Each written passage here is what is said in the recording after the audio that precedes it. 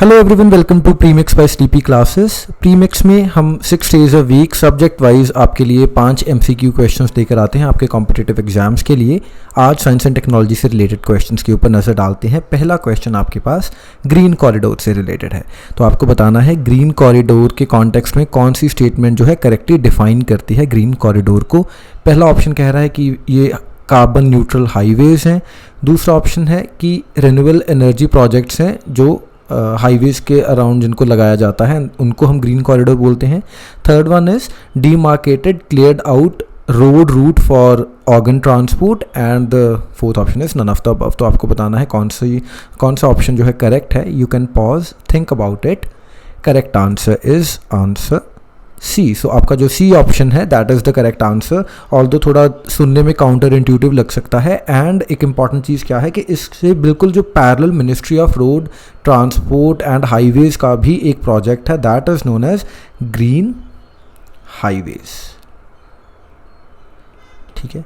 सो green highways के context में एक रीसेंट डेवलपमेंट हुई है, एक ऐप बनाई है सरकार ने, तो वो आपने मुझे कमेंट्स में बताना है, आज ही की न्यूज़ है वो, कि उस ऐप का नाम क्या है। ठीक है। So green corridor and green highways के कॉन्टेक्स्ट में कंफ्यूज नहीं होना। ग्रीन हाईवेज़ के कॉन्टेक्स्ट में क्या है, हम जो बी ऑप्शन है रिन्यूएबल एनर्जी वाले जो प्रोजेक्ट्स हैं वो लगाए जाएंगे। एंड जो ग्रीन कॉरिडोर है वो कम्प्लीटली ऑर्गन ट्रांसपोर्ट से रिलेटेड है, उसका हाईवे से कुछ लेना देना नहीं है। सो आई होप आपको सटल डिफरेंस समझ आया होगा। एंड इसीलिए जो टर्म्स होती हैं इनको ध्यान से सुनना, ध्यान से इनको याद रखना इंपॉर्टेंट है, क्योंकि ऐसे छोटा छोटा वर्ड इधर उधर हुआ and we are caught unaware. So अगर हम थोड़ा इसके ऊपर एलैबोरेट करें, बेसिकली जो एम्बुलेंस के लिए एक रोड पैसेज क्लियर करने का तरीका है ग्रीन कॉरिडोर की। मान लीजिए एक जगह से दूसरी जगह आपने कोई ऑर्गन को ट्रांसपोर्ट करना है, हार्ट लगा लीजिए या कोई और ऑर्गन बॉडी का। एंड क्योंकि ऑर्गन्स जो होती हैं इनका बॉडी के बाहर जो सर्वाइवल टाइम है बहुत ज़्यादा कम होता है, सो जल्दी से जल्दी ऑर्गन को एक जगह से दूसरी जगह पहुंचाना पड़ता है through the shortest possible route in shortest possible time. तो this is what is known as green corridor. तो इसमें आपके जो ट्रांसप्लांट कोऑर्डिनेटर्स हैं, लैंड पुलिस, ट्रैफिक पुलिस या जो आपकी local police, traffic police and airport staff, इन सभी को लूप में लेकर इस काम को अंजाम दिया जाता है। एंड इसमें जो प्रिजर्वेशन टाइम है वो काफ़ी ज़्यादा कम है ऑर्गन्स का, तो इसीलिए ये जो पूरा इतना बड़ा काम हमें करना पड़ता है in a very quick span of time.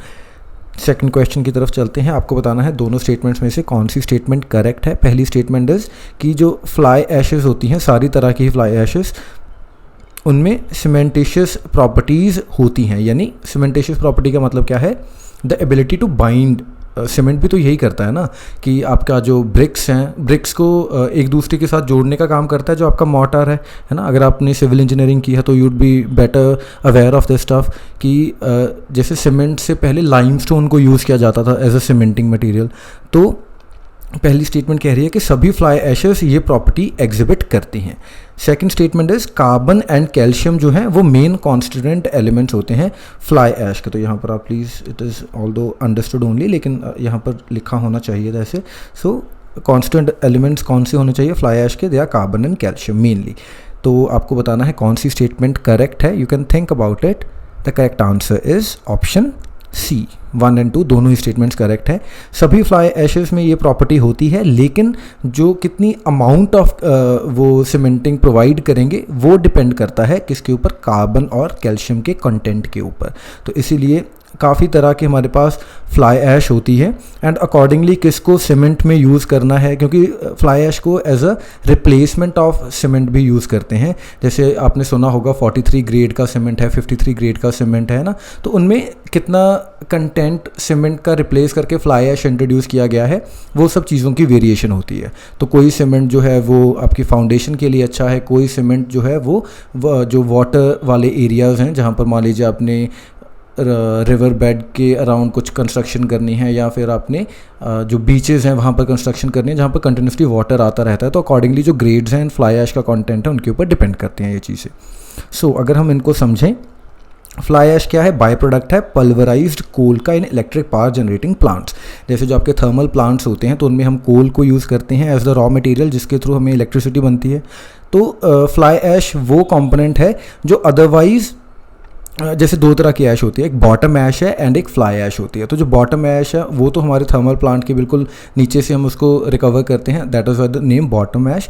And fly ash क्योंकि लाइट होती है तो इसकी काफ़ी ज़्यादा टेंडेंसी है to mix with the smoke and fly away, तो इसीलिए इसका नाम फ्लाई ऐश है। एंड इसी को कैप्चर करके अब गवर्नमेंट या जो हमारे एनवायरनमेंट मिनिस्ट्री एक्सेट्रा है उन्होंने गाइडलाइंस इशू की हैं कि फ्लाई ऐश को हमने एस्केप नहीं करने देना, क्योंकि ये फिर आगे आपका एयर पोल्यूशन का कारण बनती है, ठीक है। एंड सभी फ्लाई ऐशेस जो हैं वो सीमेंटेशियस प्रॉपर्टी एग्जिबिट करते हैं, लेकिन जो उनकी डिग्री है कि कितनी हाई या कितनी कम है, that depends on the properties, that is physical and chemical properties of both the fly ash as well as the cement, ठीक है। एंड कार्बन एंड आपका कैल्शियम जो है वो कॉन्स्टेंट एलिमेंट्स हैं main. Third question, saliva direct के context में, तो recently saliva direct has become the new entrant in the testing of कोविड-19। तो आपको बताना है कि सेलाइवा डायरेक्ट के कॉन्टेक्स्ट में कौन सी दो स्टेटमेंट्स जो हैं वो करेक्ट हैं। तो पहली स्टेटमेंट है the test has a very high specificity, and second statement is invasive technique को यूज़ करती है ये फॉर द सैम्पल कलेक्शन। तो specificity and another term is your sensitivity. तो सेंसिटिविटी स्पेसिफिसिटी में क्या डिफरेंस है वो हम आगे डिस्कशन में देखते हैं। करंटली आप थोड़ा रिकॉल करने की कोशिश कीजिए कौन सी स्टेटमेंट करेक्ट है, and invasive non invasive technique क्या है वो भी आपको हम आगे बताते हैं। तो the correct answer is option D. तो दोनों ही स्टेटमेंट्स गलत हैं। गलत क्यों हैं उसके ऊपर थोड़ा डिस्कशन देखते हैं हम अपना। सो ये जो टेस्ट है हमारा, इसकी सेंसिटिविटी हाई है। स्पेसिफिसिटी के बारे में न्यूज़ आर्टिकल में कुछ खास गिवन नहीं था, लेकिन मेरा ऑब्जेक्टिव आपको यही था कि इन दोनों टर्म्स के बारे में जानना। अदरवाइज़ ऐसा क्वेश्चन आने के जो चांसेस हैं एग्जाम में काफ़ी ज़्यादा कम होते हैं, लेकिन आपको इन टर्म्स के बारे में पता होना ज़रूरी था। तो what I would recommend is कि आप थोड़ा क्वेश्चन के ऊपर उठकर भी चीज़ों को रियलाइज़ करना स्टार्ट कीजिए एंड वहाँ से भी पढ़ना स्टार्ट कीजिए, rather than just cramming what we are teaching, है ना।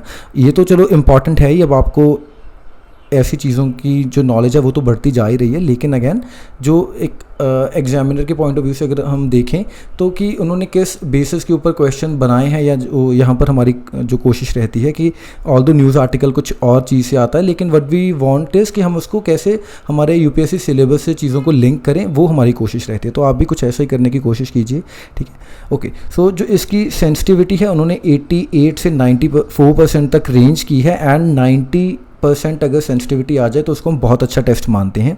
सेंसिटिविटी का मतलब क्या है कि जितने भी हमने टेस्ट किए लोगों के, उसमें से कितने % चांसेस है कि आपका टेस्ट जो है वो करेक्टली पॉजिटिव जो पर्सन है उनको आइडेंटिफाई करेगा। मान लीजिए मेरे पास 100 लोग थे और मैंने 100 लोगों के सैंपल लिए, एंड इसमें से मान लीजिए 50 लोग जो थे वो ऑलरेडी पॉजिटिव थे, है ना, तो एंड 50 वर नेगेटिव। तो अगर तो मेरा टेस्ट हाईली सेंसिटिव है तो वो इन पॉजिटिव्स को तो करेक्टली आइडेंटिफाई कर देगा। हो सकता है एक आध नेगेटिव को भी वो आइडेंटिफाई कर दे एज पॉजिटिव, लेकिन वो किसी पॉजिटिव को पीछे नहीं छोड़ेगा। ऐसा नहीं होगा कि उसने पॉजिटिव 48 ही दिखाए, ठीक है। एंड स्पेसिफिसिटी क्या है? स्पेसिफिसिटी है कि कितने अच्छे से जो आपका टेस्ट है वो नेगेटिव लोगों की पहचान करता है। कि अगर मान लीजिए अब इसमें 50-50 चांसेस ही थे हमारे, और मान लीजिए हमारा टेस्ट जो है वो अगर उसकी स्पेसिफिसिटी हाई है तो वो 48 के 48 जो नेगेटिव लोग हैं, या मान लीजिए 50 नेगेटिव हैं तो 50 के 50 नेगेटिव को तो पहचान ही लेगा, चाहे पॉजिटिव को उसमें इंक्लूड कर ले वो। तो इसीलिए जो आपके टेस्ट होते हैं उनकी ये दोनों चीज़ें अगर हाई हैं तो उतने अच्छे टेस्ट माने जाते हैं वो। एंड ये जो हमारा टेस्ट है वो नॉन इन्वेजिव टेक्निक को यूज़ करता है। नॉन इन्वेजिव का मतलब क्या है कि आपकी बॉडी में कोई इंस्ट्रूमेंट नहीं डाला जाता ऐसे, या जो टेस्ट का सैंपल कलेक्शन है वो आपके बॉडी में कुछ डाल के नहीं निकाला जाएगा, बस आपका जो एक्सक्रीटा है या जो बाहर से ही रिकवर कर लिया जाएगा। जैसे सेलाइवा है ना, इस कॉन्टेक्स्ट में you can always spit and saliva वहाँ से गैदर किया जा सकता है। लेकिन इससे पहले जो आपका स्वॉब टेस्ट था उसमें एक कॉटन स्वॉब आपके मुंह के अंदर डाला जाता था, वो तो दैट इज़ इन्वेजिव, है ना। ओके, आगे बढ़ते हैं फोर्थ क्वेश्चन की तरफ। ये क्वेश्चन है शकुंतला देवी के कॉन्टेक्स्ट में। आपने रिसेंटली मूवी भी देखी होगी ये, सो मूवी का डायरेक्टर वगैरह भी अगर आप थोड़ा ध्यान में रखना चाहें, इफ़ यू रीड वन तो आपको पता चल जाएगा। ऐसे क्वेश्चंस आते हैं। अगला क्वेश्चन जो हम 5th क्वेश्चन डिस्कस करेंगे वो भी एक मूवी से ही रिलेटेड है, तो उससे आपको इस क्वेश्चन की भी जो थोड़ी अहमियत है वो समझ में आएगी। सो शकुंतला देवी का आपने बर्थ प्लेस के बारे में बताना है, कौन सा ऑप्शन करेक्ट है। ऑप्शन हैं Calcutta Bengal, it should be West Bengal या बंगाल लगा लीजिए, क्योंकि जब शी वॉज बॉर्न इन 1929 तब तो हम उसको बंगाल ही कहते थे, ठीक है। उसके बाद Kochi in Kerala, Chennai in Tamil Nadu and Bangalore in Karnataka. तो इनमें से कौन सा ऑप्शन करेक्ट है, you have to think little about it. अगर आपने मूवी देखी है तो आपको पक्का ही पता होगा। So the correct answer is option D, Bangalore. तो ऐसे स्टीरियोटाइप पे नहीं जाना कि केरला के या बंगाल के लोग बहुत होशियार होते हैं, ऐसा नहीं है। कर्नाटका ने भी हमें शकुंतला देवी जो उनको दिया है as a asset to the nation. So correct answer हमने पढ़ लिया। एंड शकुंतला देवी जी के बारे में थोड़ा जान लेते हैं। 1929 में शी वॉज बॉर्न एंड इनको मेंट जो ह्यूमन कंप्यूटर भी बोलते थे, she was very quick with calculations. And इनकी एक इंपॉर्टेंट जो बुक है द वर्ल्ड ऑफ होमोसेक्सुअल्स, तो ये first study of homosexuality in India मानी जाती है। तो बुक भी याद रखिएगा, बर्थ प्लेस भी याद रखिएगा, और भी कोई अगर आपको इंपॉर्टेंट फैक्ट लगे you are most welcome to write it down in the comment section. आगे बढ़ते हैं फाइनल क्वेश्चन की तरफ। आपको बताना है the man who knew infinity, UPSC का पास्ट ईयर क्वेश्चन है ये बायोग्राफी है। तो इस किस इंसान के ऊपर ये जो मूवी है बनाई गई थी। आपके ऑप्शंस हैं S Ramanujan, S Chandrasekhar, S N Bose या सी वी रमन। सो सोचिए थोड़ा, करेक्ट आंसर क्या होगा। And the right answer is option A, S Ramanujan. उनके ऊपर बनाई गई थी ये movie and he was a very famous Indian mathematician. अब शकुंतला देवी जी के बारे में एंड रामानुजन जी के बारे में एक इम्पॉर्टेंट चीज़ क्या थी कि इन्होंने दोनों ने कोई फॉर्मल ट्रेनिंग नहीं ली अपने सब्जेक्ट की, मैथमेटिक्स की। एंड उन्होंने दे वर बॉर्न जीनियसेस जिनको बोलते हैं ना।